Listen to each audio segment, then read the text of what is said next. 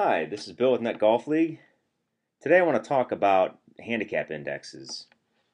Handicap indexes are basically portable representations of how good you are versus a scratch golfer or somebody who shoots par on average. The first thing I want to do is look at the basic ingredients of a handicap index. In its most basic form, you're taking some of the most recent scores or rounds that you played and adding into that calculation the difficulty of those courses played to come up with your portable handicap index. So I want to take a little bit of a more detailed look at each one of those items. So here's a sample of some rounds that a particular golfer played. You can see I've highlighted the score and the adjusted score. For the most part, they're the same here. But I want to talk a little bit about what the adjusted score means versus the actual strokes that you take, which is represented by the score in this example.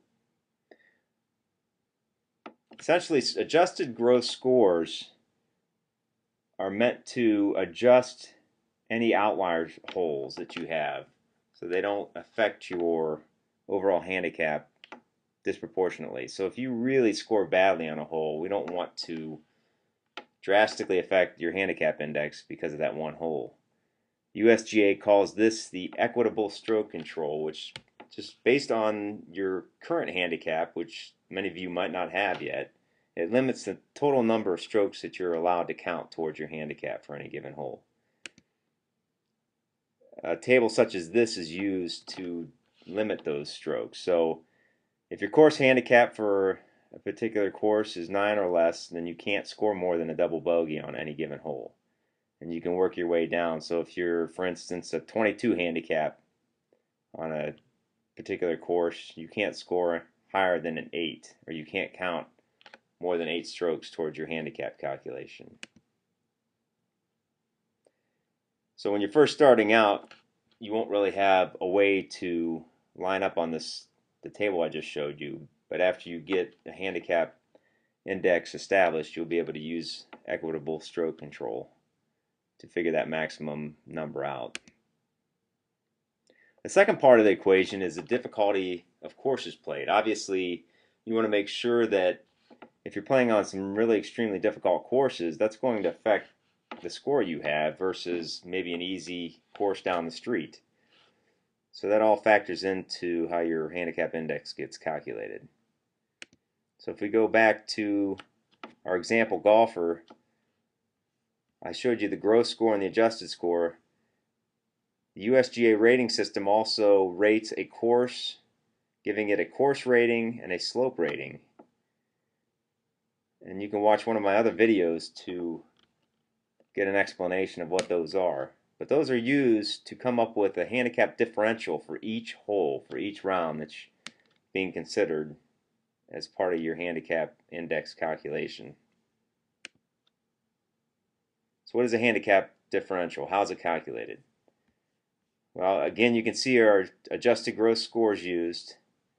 We subtract the course rating from that adjusted gross score, which you can find on any scorecard, multiplied by 113, which is the average slope rating that the USGA gives for a course, divided by the actual slope rating of a course. Now below here I just gave some examples. You can take a little bit of time to see how adjustments in some of these different factors affect the overall handicap differential for a particular round. So you scored 40 on a course, a 9-hole course.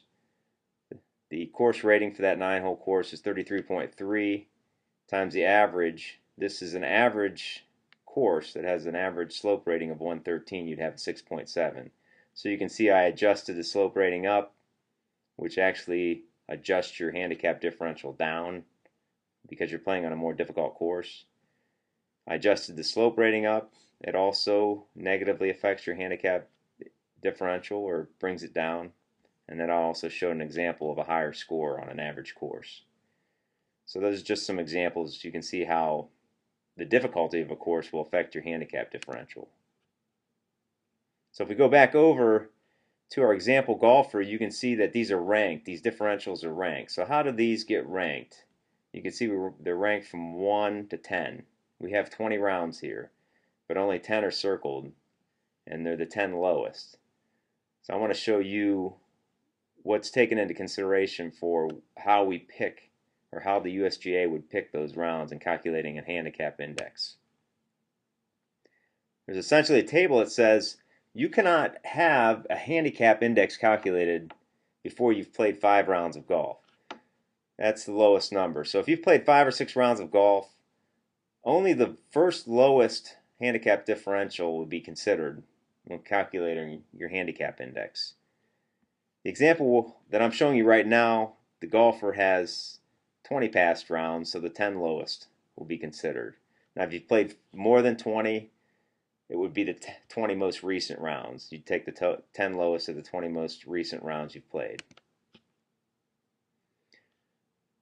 As far as the overall handicap index calculation, it's a pretty simple calculation. It's a sum of handicap differentials divided by the number used times a multiplier. And this is a generic multiplier that's used. It's a standard, basically. So if you look closely at our example, we've added up the 10 different differentials that are going to be taken into consideration to come up with 69.3. That's divided by 10, which is the number of differentials that we're taking into consideration, times our multiplier. So our handicap index is expressed as a decimal to one place, so that comes out to 6.7. So that would be your handicap index that you would use to compare against other golfers. You'd also use that to determine what your course handicap is when you go to a particular course, and that's also handled in another video if you want to see how that's actually applied. It's pretty simple. Our website, netgolfleague.com, on the main homepage has a handicapper in the menu that you can use for free if you want to fool around and see. Maybe you've never had a handicap index calculated before.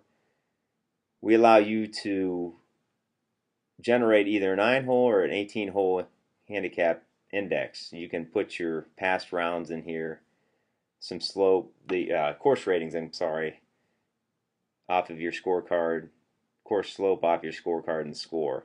Now, if you don't know these two figures, we just use the average course rating on a course and the average course slope, and you can come up with, when you hit the calculate, you can come up with your handicap index. So that's pretty much it for how a handicap index is calculated. If you want to learn some more, we do have a help section on our website at netgolfleague.com. You can come visit and read some more about how handicap indexes are calculated. Thanks.